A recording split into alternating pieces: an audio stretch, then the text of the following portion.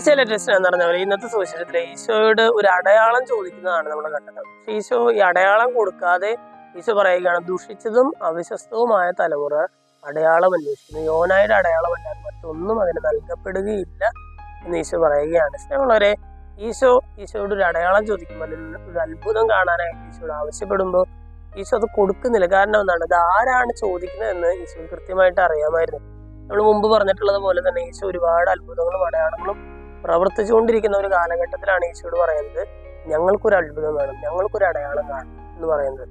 അത് ചുമ്മാ ഒരു മാജിക് കാണാനുള്ള ആഗ്രഹം എന്നോണം മാത്രമാണ് അവർ ഈശോയോട് ചോദിക്കുന്നതെന്ന് ഈശോയ്ക്ക് കൃത്യമായിട്ട് അറിയാം. കാരണം ഇപ്പോൾ ഈശോ ഒരു അത്ഭുതം പ്രവർത്തിച്ചാൽ, ഒരു അടയാളം പ്രവർത്തിച്ചാൽ അത് കണ്ടിട്ടുമാണ് ഞങ്ങൾക്ക് ഉടനെ നിന്നിൽ വിശ്വസിക്കാനായിട്ട് എന്നുള്ളതല്ല അവരുടെ മനോഭാവം. അതുകൊണ്ടാണ് ഈശോ അവരെ ദുഷിച്ചതും അവിശ്വസ്തവുമായ തലമുറ എന്നൊക്കെ വിശേഷിപ്പിക്കുന്നത്.